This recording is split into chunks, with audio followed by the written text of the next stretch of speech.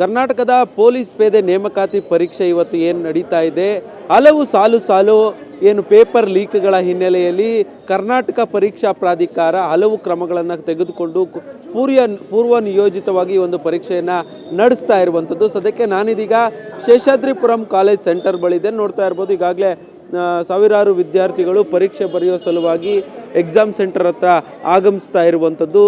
ವಿದ್ಯಾರ್ಥಿಗಳ ಕಾಲುಗಳನ್ನು ನೀವು ಗಮನಿಸ್ಬೋದು, ಸಾಲಲ್ಲಿ ನಿಂತಿರೋನು. ಅಂದರೆ ಈ ಬಾರಿ ಏನು ಸಾಕಷ್ಟು ಕ್ರಮಗಳನ್ನು ಪರೀಕ್ಷಾ ಪ್ರಾಧಿಕಾರ ತೆಗೆದುಕೊಂಡಿದೆ.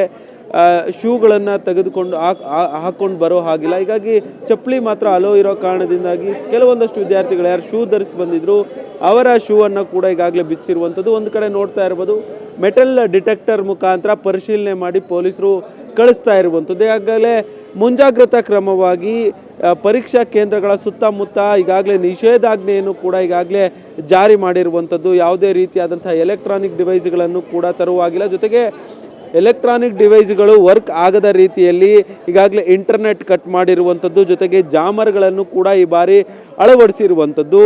ಸುಮಾರು ಬೆಂಗಳೂರಿನಲ್ಲಿ 149 ಕೇಂದ್ರಗಳಲ್ಲಿ ಇವತ್ತು ಈ ಒಂದು ಪೊಲೀಸ್ ನೇಮಕಾತಿ ಪರೀಕ್ಷೆ ನಡೀತಾ ಇದೆ. ಹೀಗಾಗಿ ಸಾಕಷ್ಟು ಕ್ರಮಗಳನ್ನು ಈಗಾಗಲೇ ಪರೀಕ್ಷಾ ಪ್ರಾಧಿಕಾರ ತೆಗೆದುಕೊಂಡಿರುವಂಥದ್ದು. ಯಾಕಂದರೆ ಇತ್ತೀಚೆಗೆ ನಡೆದಂತಹ ನೀಟ್ ಪೇಪರ್ ಲೀಕ್ ಆಗಿರುವಂಥದ್ದು, ಇದು ಹಿಂದೆ ನಡೆದಂಥ ಅಂದರೆ ಕರ್ನಾಟಕದಲ್ಲಿ ದೊಡ್ಡ ಮಟ್ಟದಲ್ಲಿ ಹಗರಣ ಆದಂತಹ PSI ಹಗರಣ ಆಗಿರ್ಬೋದು. ಈ ಎಲ್ಲ ಹಗರಣಗಳ ನಡುವೆ ಇದೀಗ ಈ ಒಂದು ನೇಮಕಾತಿಯನ್ನು ಪೊಲೀಸ್ ಪೇದೆ ನೇಮಕಾತಿಯನ್ನು ಮಾಡ್ತಾ ಇರುವಂಥದ್ದು. ಇವತ್ತು ಬೆಳಗ್ಗೆ ಮಧ್ಯಾಹ್ನ ಕಲ್ಯಾಣ ಕರ್ನಾಟಕದ ಅಭ್ಯರ್ಥಿಗಳು ಮಧ್ಯಾಹ್ನ ಪರೀಕ್ಷೆಯನ್ನು ಬರಲಿದ್ದಾರೆ.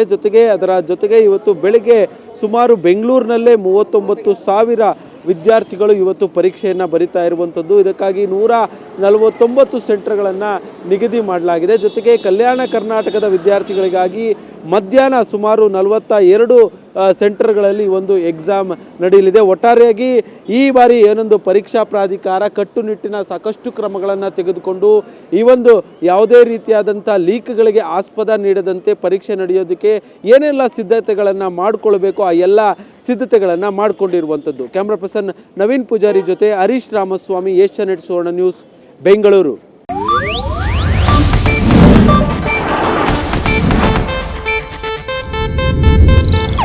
ಇದು ಏಷ್ಯಾನೆಟ್ ನ್ಯೂಸ್ ನೆಟ್ವರ್ಕ್ ಪ್ರಸ್ತುತಿ.